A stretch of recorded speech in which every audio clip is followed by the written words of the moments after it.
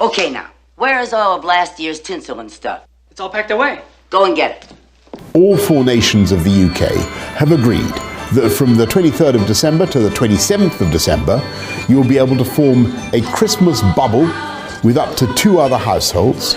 You'll be able to spend time together at home and go for a walk, go to church or another communal service for worship.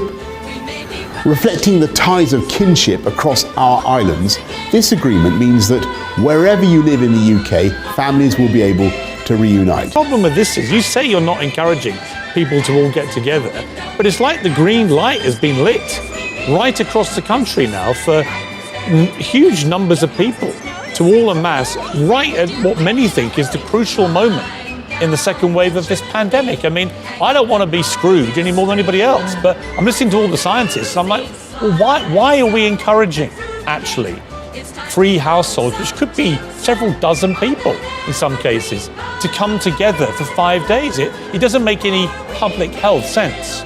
Almost a third of our callers have been talking about suicidal plans, and we actually predict there will be a tidal wave of people who are going to need help and that the mental health services are not going to be able to cope.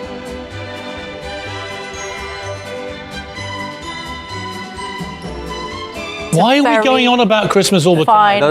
Why are we making this huge thing about wanting to abandon all the regulations, all the sensible stuff, and all the mass inside with our families so everyone gets the virus and everyone starts dying? I don't get it. A lot of our viewers are saying, are you kidding? The virus isn't going to take 5 days off. Of course it's not. And there are a lot of people who can't celebrate Christmas. People who work in the NHS, doctors and nurses, paramedics, emergency workers, police. They work normal duties on Christmas Day, Boxing Day, Christmas Eve, and everybody else wants to party. They want to have their celebration, their roast turkey, and have 5 households gathering together. And it's a recipe for disaster, I'm afraid. Humbug! You're building field hospitals. That's what we believe You're that we're building doing. military-style field hospitals in this country with thousands of beds because you know what's coming.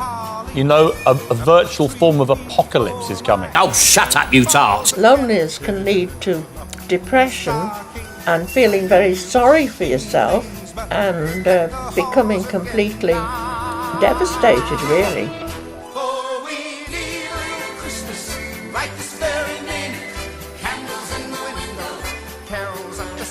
If we miss Christmas Day as a country, if that's what we have to do, we have to do it. You know, this is our war, isn't it? During the war, my grandmother was 1819 when World War II started. She was born in 1919 in the middle of the Spanish flu pandemic.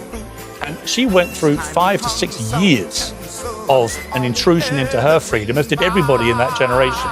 Let's just try and get some perspective here. Many people have said this is the toughest challenge for the country since World War II. If you say during the war once more, I'm going to pour this cup of tea right over your head. We help out in a local care home, and the people there, what's important to them, this could be their last Christmas. What's important to them is not an extra few months avoiding COVID, it's an extra few months seeing the people they love, enjoying their Christmas, having some quality.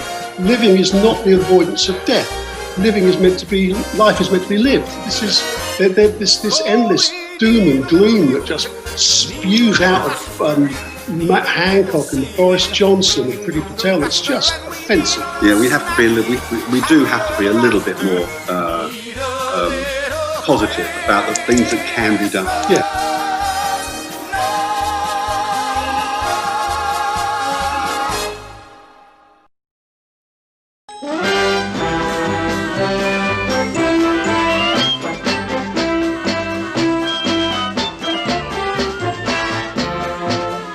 You could have said, no, sorry, we've really got to bunker down. The vaccines are coming fast. They're going to be here in a few months. We only have to hang on a few more months. It would be utter lunacy, frankly, for us to loosen things up. We know what happened in the summer when we did this. And so what we're saying is we don't want any more than, say, 1 household to be together on Christmas. Now, you could have said that.